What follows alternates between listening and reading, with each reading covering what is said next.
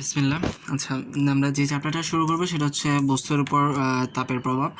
তো এখানে শুরুতে দেওয়া আছে তাপ ও তাপমাত্রা। তো তাপ ও তাপমাত্রা সম্পর্কে এগুলো আগেও জানোই যে তাপ হচ্ছে এক প্রকার শক্তি। তাপ বৃদ্ধি করলে তোমার বস্তুর অণুসমূহের তোমার কাঁপুনি বেড়ে যায়, গতিশক্তি বৃদ্ধি পায়, ওরা কাঁপতে কাঁপতে এক সময় কঠিন অবস্থা থেকে তরল হয়, তরল থেকে ঘেঁষীয় হয়। তো মানে এটাই বলা আছে। তো আমরা বলতে পারি কি যে পদার্থের অণুগুলোর কম্পন বা গতির কারণে আমরা যে শক্তি পাচ্ছি সেটাই হচ্ছে কি তাপ। তো এগুলো তুমি এমনি রিডিং পড়লেই পারবা তাপ ও তাপমাত্রা সম্পর্কে যা বলছে। আচ্ছা, একটা এসব তো জানি, তাও একটু বলতেছি। তাপের এসআই একক হচ্ছে জুল। তাপের আরেকটা একক আছে, সেটা হচ্ছে তোমার ক্যালোরি। 1 ক্যালোরি সমান হচ্ছে 4.2 জুল। আমরা অনেক সময় খাবারের ক্যালোরি হিসাব করে থাকি। খাবারের ক্যালোরি সাধারণত আমরা কিলো ক্যালোরি দিয়ে হিসাব করে থাকি। 1 কিলো ক্যালোরি সমান হচ্ছে আমাদের 1000 ক্যালোরি। আচ্ছা, এখন আসছে তাপমাত্রা। তাপমাত্রা জিনিসটা আগেও পড়ছি, তাও একটু বলি। সেটা হচ্ছে তাপমাত্রা বলতে সাধারণত পদার্থের তাপীয় অবস্থা বোঝায়, বা বলতে পারি পদার্থ কতটুকু গরম বা ঠান্ডা, বা আমরা বলতে পারি দুটি পদার্থকে যখন একে অপরের সংস্পর্শে আনবো তখন কে তাপ গ্রহণ করবে বা কে ত্যাগ করবে, অথবা বলা যায় কি তাপ কোন দিকে সঞ্চালিত হবে। এই সব কিছু আমরা যেটার মাধ্যমে, যে অবস্থার মাধ্যমে বুঝতে পারি পদার্থে, সেটাকে আমরা বলি তাপমাত্রা। এবং তাপমাত্রার একক সাধারণত আমরা যেটা দিয়ে প্রকাশ করি সেটা হচ্ছে ডিগ্রি সেলসিয়াস বা ডিগ্রি ফারেনহাইট। তবে তাপমাত্রার এসআই একক হচ্ছে তোমার ডিগ্রি কেলভিন। কেলভিন এককে সাধারণত তাপমাত্রাকে প্রকাশ করা হয়ে থাকে। এবং আমরা হয়তো এটাও জানি যে কেলভিন থেকে সেলসিয়াসে কীভাবে যায়, সেলসিয়াস থেকে কেলভিনে কীভাবে আসে। সেলসিয়াসে কোনো কিছু তাপমাত্রা যদি দেওয়া থাকে, তার সাথে যদি আমরা 273.15 বা 273 যোগ করি, তাহলে আমরা কী পাবো? কেলভিন পাবো। আচ্ছা, এরপর তোমার এখানে যা লেখা আছে সেটা হচ্ছে অভ্যন্তরীণ শক্তি। তো এটাও সাধারণত জেনে থাকো যে তোমার তাপমাত্রা যখন কোনো কিছু তাপ বৃদ্ধি করা হয় তখন সেটার কী হয়? অভ্যন্তরীণ শক্তিটা তোমার বৃদ্ধি পাইতে থাকে। তো এখানে একটা কথা লিখছে, সেটা হচ্ছে তোমার তুমি ধরো 1 গ্লাস পানি নিলা, 1 গ্লাস পানিতে তুমি ধরো একটা গরম আলপিন ডুবিয়ে দিলা, তাহলে কি হবে? গরম আলপিন থেকে তাপটা কোথায় যাবে? তোমার 1 গ্লাস পানিতে যাবে। কিন্তু তুমি যদি অভ্যন্তরীণ শক্তি দিয়ে চিন্তা করো, তাহলে কিন্তু 1 গ্লাস পানির ভেতরে যে অভ্যন্তরীণ শক্তি বা যে তাপ শক্তিটা আছে, সেটা কিন্তু তোমার একটা ছোট আলপিনের তুলনায় অনেক বেশি। তো তাপ শক্তি দিয়ে হিসাব করলে তোমার কি হওয়ার কথা ছিল যে তোমার পানি থেকে তাপ কোথায় যাওয়ার কথা ছিল? গরম আলপিনে যাওয়ার কথা ছিল, কিন্তু সেটা হয়নি। কেন হয়নি? কেননা তোমার তাপ কোন দিকে যাবে সেটা কখনো তাপ শক্তির উপর নির্ভর করে না। কার ভেতরে তাপ শক্তি কত বা কার ভেতরে অভ্যন্তরীণ শক্তি কত সেটার উপর কখনো নির্ভর করে না। কার তাপমাত্রা কত সেটার উপরই সবসময় নির্ভর করে। যার তাপমাত্রা বেশি তার থেকে সবসময় কি কম তাপমাত্রার দিকে তোমার তাপটা তোমার কি হবে? সঞ্চালিত হবে। এটাই এখানে লিখছি। তাপ বা তাপ শক্তির প্রবাহ তাপমাত্রার উপর কি করে? নির্ভর করে। বেশি তাপমাত্রার বস্তু থেকে তাপ বা তাপ শক্তি কোথায় যাবে? কম তাপমাত্রার বস্তুতে যাবে। যেমন আমরা একটা এখানে ওরা একটা পানির দিয়ে উদাহরণ দিচ্ছে। পানির পরিমাণ যাই হোক না কেন, এটাতে বেশি পানি, এটাতে কম পানি, যাই হোক না কেন, সবসময় পানির উচ্চতা দিয়ে আমরা হিসাব করি যে যেটার উচ্চতা বেশি সেটা থেকে সবসময় কি কম উচ্চতার দিকে কি যাবে? পানি প্রবাহিত হবে। এখানে উচ্চতাটাকে আমরা তাপমাত্রা বলতে পারি এবং পানির পরিমাণটাকে আমরা কি বলতে পারি? তাপ শক্তি বলতে পারি। এগুলো রিডিং পড়া একটু তুমি পড়লেই পারবা, আমি তেমন কিছু দেখাচ্ছি না, তুমি একটু দেখলেই পাবা। আচ্ছা, আরেকটা জিনিস যেটা ইম্পর্টেন্ট একটা জিনিস, সেটা হচ্ছে তোমার এখানে বলছে কি পদার্থের তাপমাত্রিক ধর্ম। আচ্ছা, এটাও তুমি একটু পড়ে নিও, আমি দেখা দিচ্ছি এখানে। এটা হিউজ একটা পড়া। সেটা হচ্ছে পদার্থের তাপমাত্রিক ধর্ম বলা হয়। এটাকে অনেক সময় তোমার উষ্ণতামিতিক ধর্ম বলা হয়। এটাকে আমি আমার মতো করে লিখছি, একটু দেখো। এটা হচ্ছে কি তাপমাত্রা পরিবর্তনের ফলে প্রায় সব পদার্থের কোনো না কোনো তোমার পরিবর্তন হয়ে থাকে। ঠিক আছে, তাপমাত্রা যখন আমি পরিবর্তন করব, সব পদার্থের কোনো না কোনো হালকা হোক, সেটা সামান্য হোক, সেটা অনেক বড় পরিবর্তন হোক, সেটা কোনো মিডিয়াম টাইপের পরিবর্তন হোক, যাই হোক পরিবর্তন হবেই। কিন্তু প্রকৃতিতে এমন কিছু পদার্থ আছে যাদের তাপমাত্রা পরিবর্তনের ফলাফল সূক্ষ্মভাবে পরিমাপ করে কি করা যায়? তাপমাত্রা পরিমাপ করা যায়। মানে প্রকৃতিতে এমন কিছু পদার্থ আছে যাদের তাপমাত্রা পরিবর্তনের ফলে ওই পদার্থের কী পরিবর্তন হচ্ছে সেটা যদি আমরা সূক্ষ্মভাবে পরিমাপ করতে পারি, তাহলে আমরা কী করতে পারি? ওই সূক্ষ্ম পরিমাপটা দ্বারা আমরা কী করতে পারি? তাপমাত্রাটা নির্ণয় করতে পারি। ওই সকল পদার্থের তাপমাত্রা পরিবর্তনের ফলাফল বা তাপমাত্রা পরিবর্তনের ফলে পদার্থটি যে ধর্মের পরিবর্তন হয় সেটাকে আমরা কি বলতেছি? তাপমাত্রিক বা উষ্ণতামিতিক ধর্ম। আর ওই পদার্থটাকে আমরা কি বলি? যে তাপমাত্রিক বা উষ্ণতামিতিক পদার্থ।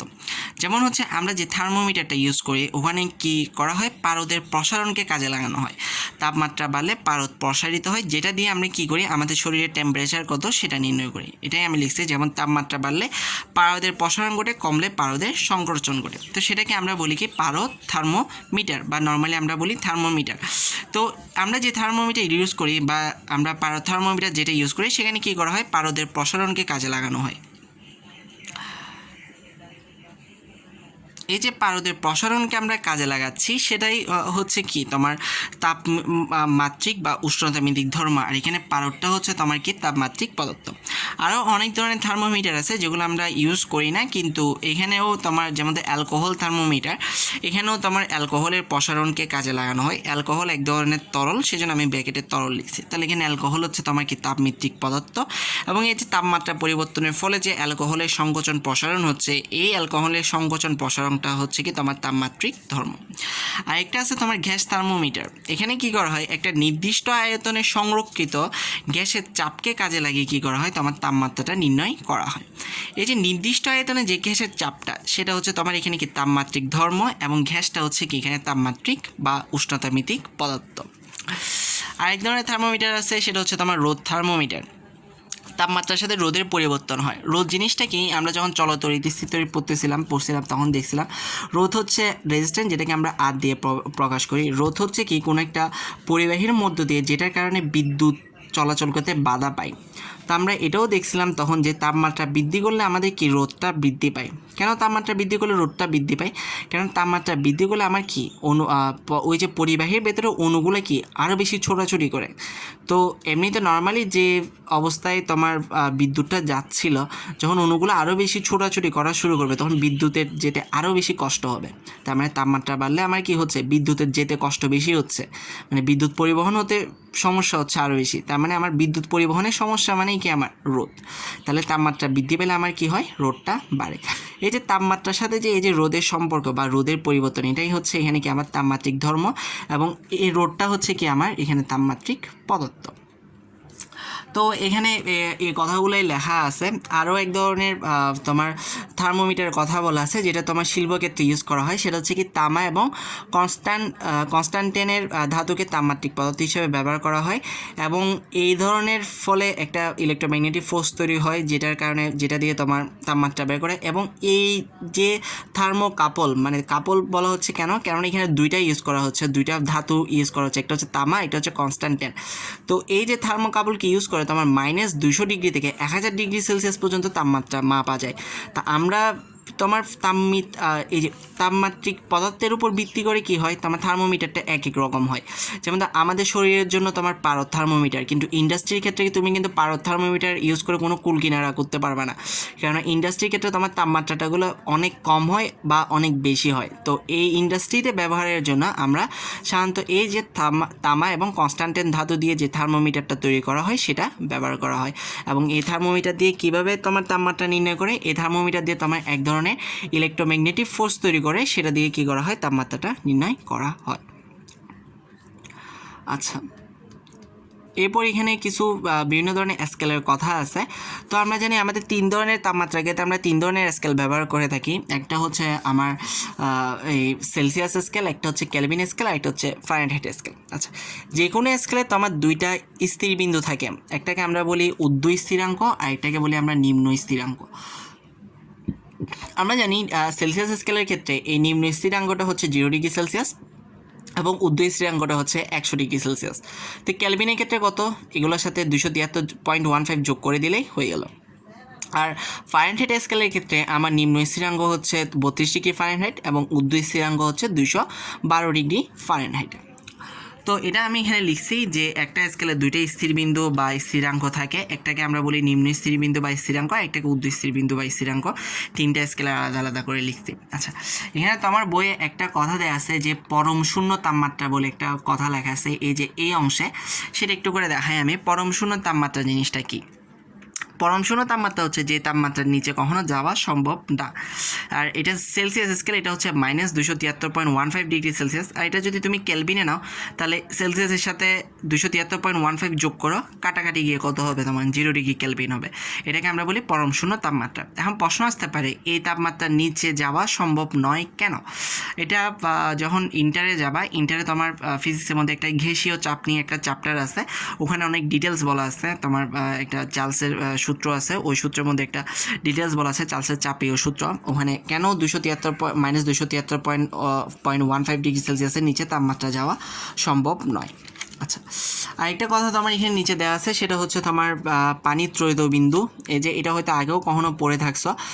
পানির ত্রৈধবিন্দু জিনিসটা কি? পানির ত্রৈধবিন্দু হচ্ছে তোমার যে একটা নির্দিষ্ট চাপে তোমার পানি যদি 3টা অবস্থাতেই থাকে তাহলে ওই তাপমাত্রাটাকে বলা হয় তোমার পানির ত্রৈধবিন্দু বা ট্রিপল পয়েন্ট।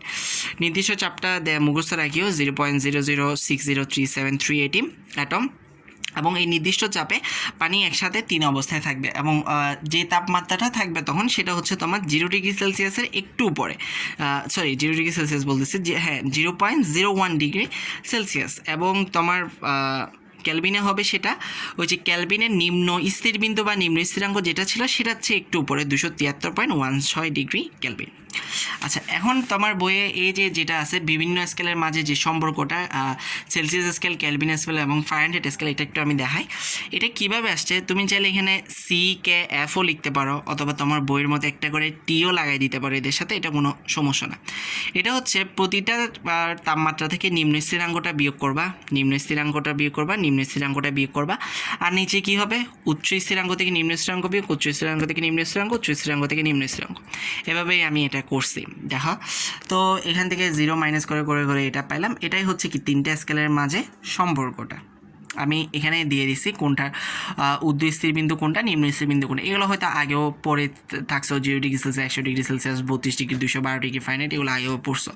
তাহলে এখান থেকে আমরা যদি কোনো কিছু একটা সেলসিয়াস স্কেলে মান জানি তাহলে আমি সেটা ক্যালভিন স্কেলে পাইতে পারি, ফারেনহাইট স্কেলে পাইতে পারি, অথবা আমি ফারেনহাইট জানলে ক্যালভিন বা সেলসিয়াসে পাইতে পারি, অথবা আমি যদি কোনো কিছুর মান ক্যালভিনে পাই তাহলে সেটা আমরা সেলসিয়াস বা ফারেনহাইটে পাইতে পারি।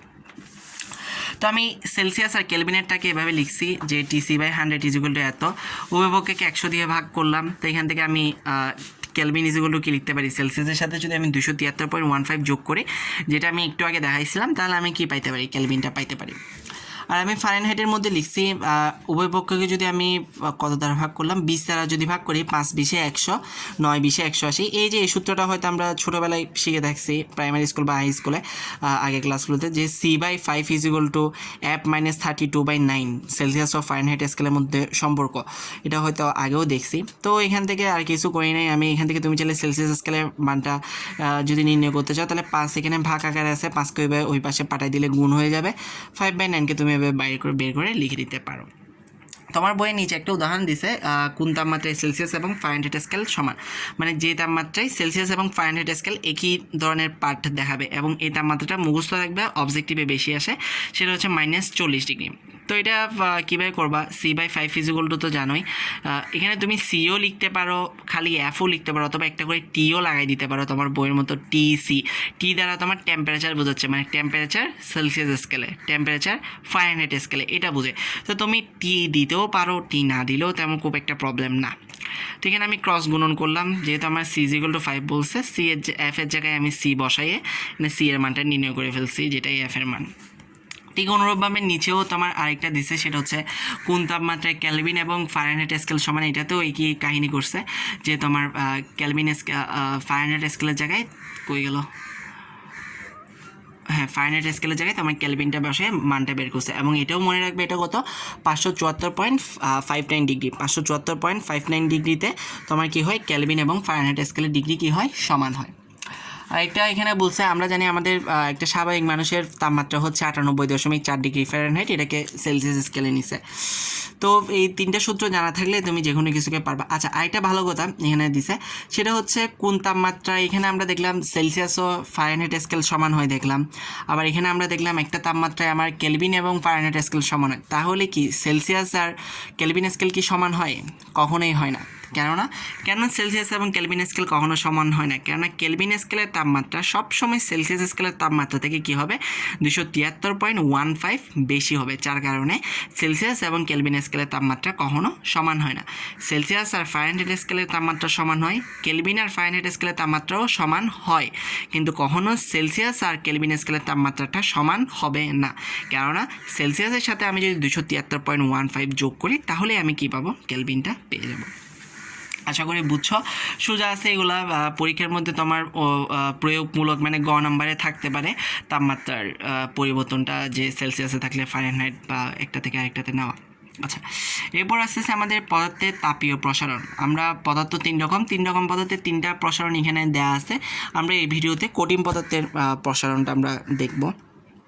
আচ্ছা, তো এখানের মধ্যে আমরা জানি কঠিন পদার্থের মধ্যে যখন তাপ প্রয়োগ করা হয় অণুগুলো কাঁপতে থাকে, গতিশক্তি বৃদ্ধি পায়, এগুলো এই কথাগুলো এখানে বলছে, তুমি একটু পড়ে নিও। তাও এখানে একটা কথা দেওয়া আছে, সেটা হচ্ছে কঠিন পদার্থের অণুগুলোকে একটা স্প্রিংয়ের মতো তোমার চিন্তা করছে। তো আমরা জানি কি একটা স্প্রিং, আমি ধরো এটা একটা স্প্রিং ধরলাম, স্প্রিংকে আমি চাইলে এভাবে ধরে এইদিকে টানতেও পারি, আবার স্প্রিংকে চাইলে আমি এভাবে ঠেলতেও পারি। আচ্ছা, যখন আমরা স্প্রিংকে এভাবে টানি তখন কি হয়, স্প্রিংটা এই পাশে যাওয়ার জন্য একটা বল অনুভব করে। যখন তুমি ধরো স্প্রিংটাকে এভাবে টেনে ধরছো তাহলে কি হয়, স্প্রিংটা তোমার যে দিক থেকে টেনে ধরছো তার উল্টা দিকে যাওয়ার জন্য একটা কি হয়, বল অনুভব করে। আবার স্প্রিংটাকে ধরো তুমি এভাবে ধরে এভাবে ঠেলা দিলা, এবার ঠেলে সংকুচিত করলাম, তাহলে কী হবে, স্প্রিংটা এ পাশে যাওয়ার জন্য মানে যে পাশে ঠেলছো তার উল্টা পাশে যাওয়ার জন্য কী হয়, একটা বল অনুভব করে। তো স্প্রিংয়ের ক্ষেত্রে, একটা নর্মাল স্প্রিংয়ের ক্ষেত্রে তুমি যখন ওকে এভাবে টানবা বা ওকে এভাবে ঠেলে সংকুচিত করবা, তাহলে বিপরীত দিকে যে বলটা অনুভব করে দুই ক্ষেত্রেই কি তোমার বলটা কি হয়, সমান হয়। কিন্তু কঠিন পদার্থের ক্ষেত্রে কিন্তু সেটা হয় না। কঠিন পদার্থের অণুগুলোকে তুমি স্প্রিংয়ের মতো চিন্তা করলেও তোমার দুই ক্ষেত্রে কি হয় না, তোমার এটা তোমার সমান হয় না। এটাই বলছে, দেখো কঠিন পদার্থের অণুগুলোর জন্য এটি পুরোপুরি সত্যি নয়। অণুগুলোকে একটি বেশি দূরত্বে সরিয়ে নিলে এটি যে পরিমাণ বলে টানতে থাকে সেই একই দূরত্বে কাছাকাছি আনলে অনেক বেশি বলে কী করতে থাকে, ঠেলতে থাকে। তার মানে আমরা এখান থেকে বলতে পারি কি, একটা কঠিন পদার্থের অণুগুলোকে প্রসারিত করতে কী করা হয়, কম বল প্রয়োগ করতে হয়, আর কিন্তু সংকুচিত করতে কি বেশি বল প্রয়োগ করতে হয়। এটাই কি বলছে, একটি স্প্রিংয়ের ক্ষেত্রে তো তুমি ওইটাকে টানো বা ওইটাকে ঠেলো, দুই ক্ষেত্রেই তুমি কি সমান পরিমাণ বলটাও অনুভব করবা। কিন্তু একটা কঠিন পদার্থের ক্ষেত্রে, কঠিন পদার্থের অণুগুলোকে তুমি যদি স্প্রিং চিন্তা করো, তাহলে কঠিন পদার্থের অণুগুলোকে তুমি যদি এভাবে প্রসারিত করো, তাহলে যে বলটা অনুভব করবা তুমি কঠিন পদার্থের অণুগুলোকে তুমি যদি সংকুচিত করো, তাহলে তুমি তার চেয়ে বেশি বল অনুভব করবা।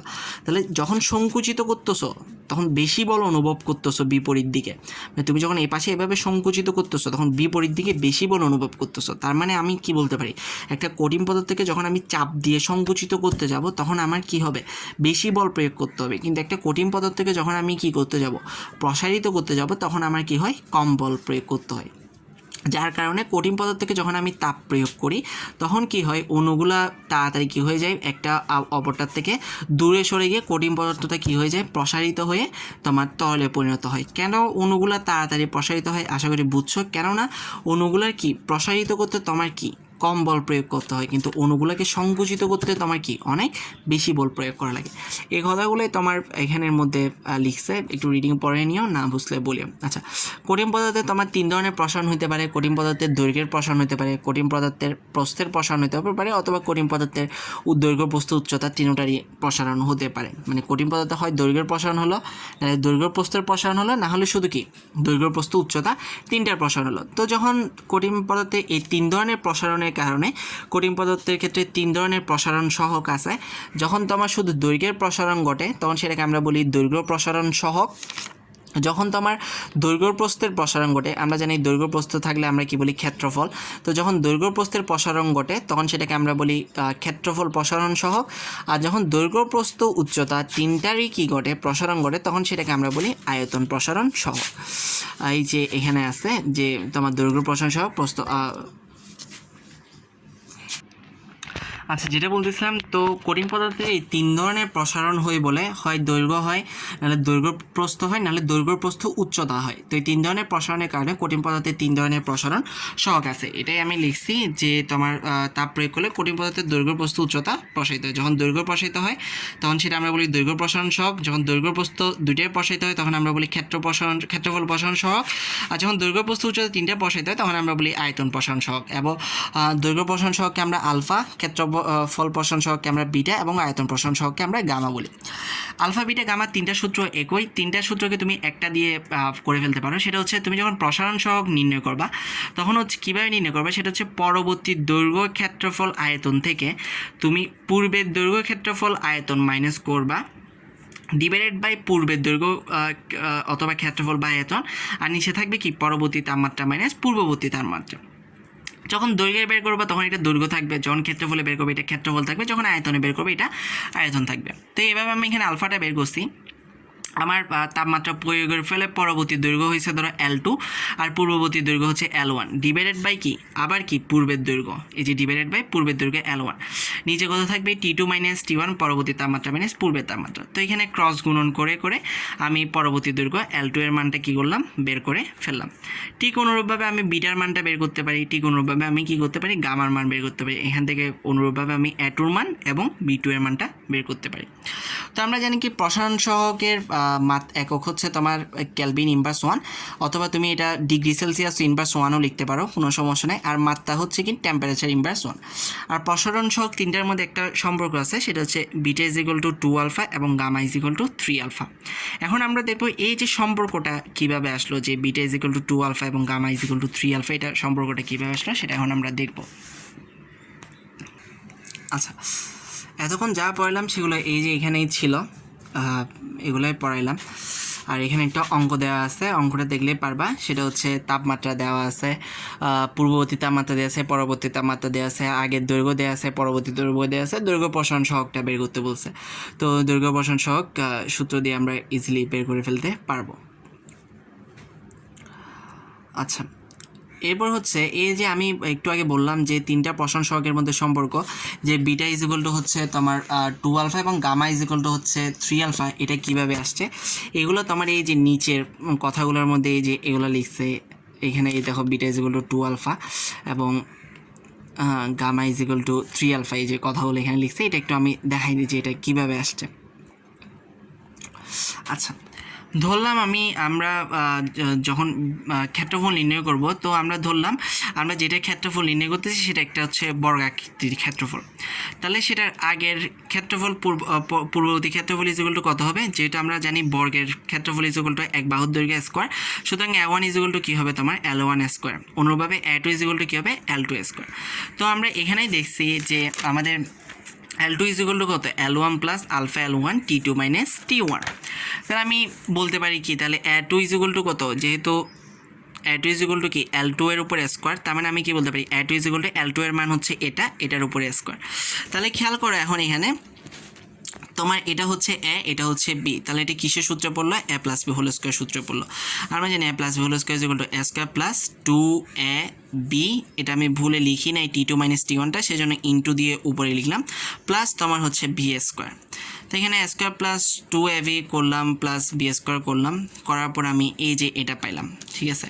সুতরাং আমি কি বলতে পারি A2 ইজ ইকুয়াল টু কত, এই যে যেটা আমি এ প্লাস বি হোল স্কোয়ার সূত্র ইউজ করে যেটা পাইছি A2 ইজ ইকুয়াল, আচ্ছা সরি এখানে একটা জিনিস খেয়াল করো, এখানে এই যে L1 স্কোয়ার পাইলাম না, L1 স্কোয়ার যে গুণ টুন করার পর যে L1 স্কোয়ারটা পাইছি, তা আমরা কি জানি A1 ইজ ইকুয়াল টু কত L1 স্কোয়ার। তো আমি কি করতে পারি L1 স্কোয়ারের জায়গায় আমি A1টা বসিয়ে দিতে পারি। তো এখান থেকে আমি A2 ইজ ইকুয়াল টু কী পেলাম, এখান থেকে আমি পেলাম A2 ইজ ইকুয়াল টু হচ্ছে A1 2 alpha A1 T2 minus T1 plus alpha square A1 T2 minus T1 whole square. এখন এখানে দেখো তোমার বইয়ে যেটা লিখছে সেটা হচ্ছে আমরা দেখেছি আলফা এর মান খুবই ছোট, কাজেই আলফা এর মান আরও ছোট, আলফা স্কোয়ারের মান আরও ছোট। সত্যি কথা বলতে কি এটি এতই ছোট যে উপরের সমীকরণে আলফা স্কোয়ার সহ পুরো অংশটুকু আমরা যদি পুরোপুরি বাদ দিই, আমাদের বিশ্লেষণ বা হিসাবে এমন কোনো কিছু ক্ষতি বৃদ্ধি হতে হবে না। তাই আমরা লিখতে পারি কি এই যে আলফা স্কোয়ারে এটাকে তোমার বাদ দিছে, এই যে আলফা স্কোয়ারের মান খুব ছোট হওয়ার কারণে নগণ্য বিবেচনা করে, যেহেতু আলফা এর মান খুবই সামান্য সেজন্য আলফা স্কোয়ারে এই যে এই অংশটাকে কী করলো বাদ দিলে আমি a2 ইজিক্যাল টু কী পাইলাম a1 plus 2 alpha a1 t2 minus t1। কিন্তু আমরা জানি কি a2 ইজিক্যাল টু কত a1 plus beta alpha 1 t2 minus t1। তাহলে দেখো সব কিছুই ঠিক আছে, শুধু এখানে হলো কি 2 আলফা আর এখানে বিটা, মানে বিটার জায়গায় 2 আলফা বসছে। তাহলে আমরা দুইটা কন্ডিশন এটা আর এটা যদি মিলাই তাহলে আমরা বলতে পারি কি যে বিটা ইজিক্যাল টু কত 2 আলফা। এখানে একটা প্রশ্ন আসতে পারে মাথার মধ্যে, সেটা হচ্ছে আলফা এর মান যদি খুবই সামান্য হয়ে থাকে তাহলে খালি আলফা স্কোয়ারকে কেন বাদ দিলাম, আর এই যে এখানে এই আলফা ছিল ওকে কেন বাদ দিলাম না।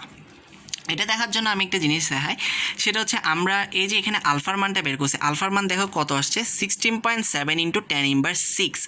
10 ইনভার্স 6 মানে তোমার অনেক কম, ঠিক আছে। এখন দেখো আমি ধরো এই আলফার মানটা এগুলো কিছু নিলাম না, 16.7 এটা ধরলাম না, ধরলাম শুধু 10 ইনভার্স 6। আচ্ছা পুরাটাই ধরলাম, যাও 16.7 ইন্টু 10 ইনভার্স 6। তাহলে এখন একটা জিনিস খেয়াল করো, আমি যেটা আলফার মান পাইছি আমি ওইটা লিখতেছি যে আলফা ইজিক্যাল টু কত, আলফা ইজিক্যাল টু হচ্ছে ধরলাম আমরা আলফা ইজিক্যাল টু হচ্ছে 1.2 ইন্টু আমি ধরলাম, ঠিক আছে 10 ইনভার্স 6। কারণ এই আলফাকে তুমি যদি স্কোয়ার করো তাহলে কি হবে 1.2 ইন্টু 10 ইনভার্স 6 স্কোয়ার, ঠিক আছে। 1.2 এর উপর স্কোয়ার হলে কী হবে হোক গা বাদ দিলাম, কিন্তু 10 ইনভার্স 6 এর উপর যদি স্কোয়ার হয় তাহলে এটা কত হয়ে যাবে 10 ইনভার্স 36 হয়ে যাবে। তার মানে ছিল আগে কত 10 ইনভার্স 6, এখন হয়ে গেছে কত 10 ইনভার্স 36। তাহলে দেখো তোমার কি অনেক বেশি কমে গেল না স্কোয়ার করার পরে, ঠিক আছে। কিন্তু তুমি যদি এটাকে দ্বিগুণ করো, তুমি যদি এই যে 2 আলফা তুমি যদি এটাকে দ্বিগুণ করো 2 আলফা করো তাহলে কিন্তু তোমার শুধু কী হবে 2 ইন্টু 1.2 ইন্টু 10 ইনভার্স 6। এই যে 2 এর সাথে কিন্তু শুধু এই 1.2 এরই কী হবে গুণ হবে, 10 ইনভার্স 6-এ কিন্তু কিছু হবে না, ওইটা কিন্তু 10 ইনভার্স 6ই থাকবে। যার কারণে 2 আলফার চেয়ে তোমার আলফা স্কোয়ার করার ফলে কি হচ্ছে এটা আরও অনেক বেশি কী হয়ে যাচ্ছে ছোটো হয়ে যাচ্ছে। যার কারণে আমি কি 2 আলফাকে কী করি নাই বাদ দিই নাই, আলফা স্কোয়ার দেওয়া অংশটাকে কী করছি আমি বাদ দিছি। ঠিক অনুরূপভাবে একটু পরে আমরা আলফা কিউব পাবো একটা। তো তুমি যদি চিন্তা করো, তুমি যদি এখন -6কে তুমি যদি এখানে যদি কিউব বসাও, সাপোজ ধরো এখানে তুমি স্কোয়ার না বসে কিউব বসাইছো, তাহলে কী হবে এটা 36 না হয়ে আরও ছোটো হয়ে যাবে। আশা করি বুঝছো তোমার। আচ্ছা 6-এর কিউব হলে তোমার কত হচ্ছে 36, 36কে 6 দেখুন 216, ঠিক আছে। তো তুমি যদি কিউব বসাও, যেমন কিউব হলে কত হচ্ছে তোমার 10 ইনভার্স 6-এর উপর ধরো কিউব বসাইলে তাহলে এটা কত হয়ে গেল 10 ইনভার্স 216 হয়ে গেল। তার মানে কি তোমার জিনিসটা আরও ছোটো হয়ে গেল না। যার কারণে একটু পরেই দেখবো আমরা কিউব থাকলেও যে আমরা নগণ্য ধরতেছি সেটা একটু পরে দেখবো। যার কারণে এখানে আমি 2 আলফাকে কী করলাম না বাদ দিলাম না। কেন 2 আলফাকে বাদ দিই না, কেননা 2 দিয়ে যখন আমি গুণ করতেছি এই যে উপরে যেটা পাওয়ার থাকতেছে সেটার সাথে কোনো সমস্যা হচ্ছে না, কিন্তু যখন আমি এটাকে স্কোয়ার করব বা যখন এটাকে আমি কিউব করব তখন সেটা আরও অনেক বেশি কী হয়ে যাচ্ছে ছোট হয়ে যাচ্ছে। আশা করি বুঝছো। যার কারণে আলফা স্কোয়ার বা আলফা কিউব থাকলে সেটাকে আমরা নগণ্য হিসাব করে সেটাকে আমরা কী করলাম বাদ দিলাম। আচ্ছা ঠিক অনুরূপভাবে এখন আমি গামার ক্ষেত্রে যদি দেখি তাহলে কি দেখব, যদি একটা কিউব বা ঘনক বিবেচনা করে যেখানে যার দৈর্ঘ্য প্রস্থ এবং উচ্চতা একই, তাহলে আমি আয়তন ইজিক্যাল টু কি লিখতে পারি L1 কিউব এবং B2 ইজিক্যাল টু লিখতে পারি L2 কিউব। আবার L2 ইজিক্যাল টু কত L1 প্লাস আগের মতোই। তাহলে এখানে V2কে আমি B2 ইজিক্যাল টু কি, তাহলে L2-র উপরে কিউব, L2-র মান এটার উপর কিউব দিলাম, তাহলে এটা হচ্ছে আমার A আর এটা হচ্ছে আমার কি বি। আমরা জানি a প্লাস বি কিউবের সূত্র হচ্ছে a cube plus 3a square B plus 3ab square plus B cube. এখানে আমি a প্লাস বি কিউবের সূত্র লিখলাম। এই যে এখানে সূত্র লেখার পর আমি সব কিছু করার পর দেখলেই বুঝবা, আমি এখানে দেখো এটা হচ্ছে কত 3 আলফা, এটা কত 3 আলফা স্কোয়ার, এটা হচ্ছে তোমার আলফা কিউব। তাহলে আমার এখানে 3 আলফা, এটা কিন্তু আলফার ওই যে পাওয়ারের সাথে কোনো প্রবলেম হবে না, আমি শুধু 3 দিয়ে কী করব গুণ করব। সেজন্য আমি 3 আলফাটাকে কী ধরি নাই, নগণ্য ধরি নাই, কিন্তু আলফা স্কোয়ার আর আলফা কিউব এই যে পুরা টার্মটাকেই আমি কী ধরলাম নগণ্য ধরলাম। সেজন্য তোমার বইয়ের মধ্যে এতটুকু অংশটা আর লেখে নেই, সেটা প্লাস দিয়ে ডট ডট দিয়ে দিছে। এই যে দেখো তোমার বইয়ের মধ্যে এই যে পরের অংশটা আর কি লেখে নাই, এখানে ডট ডট দিয়ে দিছে এবং উপরে বলে দিছে একই যুক্তিতে এখানেও যদি আলফা স্কোয়ার এবং আলফা কিউব সহ অংশগুলোকে বাদ দিই, ঠিক আছে। একই যুক্তি মানে ওই যে নগণ্যটা, কেন নগণ্য হচ্ছে আশা করি বুঝছো কেন হচ্ছে, কেন যখন আমি স্কোয়ার বা কিউব করতেছি এটা কি হয়ে যাচ্ছে, আরও ছোট হয়ে যাচ্ছে। কিন্তু আমি যদি 2 দিয়ে বা 3 দিয়ে গুণ করি তাহলে আমার পাওয়ারের সাথে কোনো সমস্যা হচ্ছে না। তো এরপর পারবেন সেটা হচ্ছে, তাহলে কি করলাম, এই যে এখানে বসাইলাম L1 কিউবের জায়গায় আমি B1 বসাইলাম 3 আলফা B1, কিন্তু B2 তো আমরা জানি এত, সুতরাং গামার জায়গায় কত বসতেছে, এখানে 3 আলফা বসতেছে, তাই আমরা কি বলতে পারি গামা = 3 আলফা। এরপর তোমার বইয়ে একটা উদাহরণ দিছে, আচ্ছা এখানে একটা উদাহরণ দিচ্ছে, কাচের গ্লাসে গরম পানি ঢাললে গ্লাস ফেটে যায় কেন, কেন ফেটে যায়, হঠাৎ কোনো কোনো জায়গায় তাপমাত্রা বেড়ে যাওয়ার কারণে সেটা অনেক প্রসারিত হয়ে যায়, যার কারণে ফেটে যায়। আচ্ছা এখানে একটা সোনার ঘনত্ব নিয়ে একটা অঙ্ক দিচ্ছে, অঙ্কটা আমি তোমাকে এখানে করে দিছি, এই যে আমি অঙ্কটা এখানে করে দিছি। তোমার বইয়ের মধ্যে একটু ভি প্রাইম রো প্রাইম দিয়ে দেখাইছে, তো হয়তো তার কারণে একটু মাথায় ঘাপলা লাগতে পারে, তো এখানে করে দিছি, আমি দেখে নিও, আশা করি পারবা। যে অঙ্কটা আমি করে দিছি দেখে নিও, পরবর্তী ঘনত্ব কত হবে সেটা এখানে করে দিছি। তো এতটুক থাকলো, আর কিছু আছে কি এখানে, হ্যাঁ পরবর্তীতে আরেকটা প্রশ্ন আছে, বলছে কি তাপমাত্রা যদি 1000 ডিগ্রি সেলসিয়াস বাড়ানো হয় তাহলে ঘনত্ব কত হবে। এটাই হবে কি, তাপমাত্রা তুমি যদি 1000 ডিগ্রি সেলসিয়াস বাড়াও তাহলে সেটা স্বর্ণের গলনাঙ্কের কাছাকাছি চলে যাবে। আমরা জানি স্বর্ণের গলনাঙ্ক কত, 1064 ডিগ্রি সেলসিয়াস। তো 1000 ডিগ্রি সেলসিয়াস যখন করলাম তার মানে কি, ওটা বলতে গেলে স্বর্ণের গলনাঙ্কের কাছাকাছি চলে গেছে, তখন তোমার ঘনত্বের পরিবর্তন তো বাদই দাও, স্বর্ণটা কি একেবারে গলে যাবে, ঠিক আছে। তো এটাও এখানে লিখে দিছে, তো এটাও একটু মনে রাখবা, স্বর্ণের গলনাঙ্ক কত এবং 1000 ডিগ্রি সেলসিয়াস পর্যন্ত বাড়াইলে ওইটার ঘনত্ব বাড়বে কমবে, তো এগুলো পরের হিসাব, স্বর্ণ কী হয়ে যাবে, পুরোটাই গলে তরল হয়ে যাবে। তো এটাই ছিল তোমার এতটুক কঠিন পদার্থের প্রসারণ। পরে এটা শেষ করো, পরে এগুলোতে আমি তরল পদার্থের প্রসারণ, এবং এই চ্যাপ্টারটাতে অনেক কিছুই আছে, তো একটু টাইম লাগবে।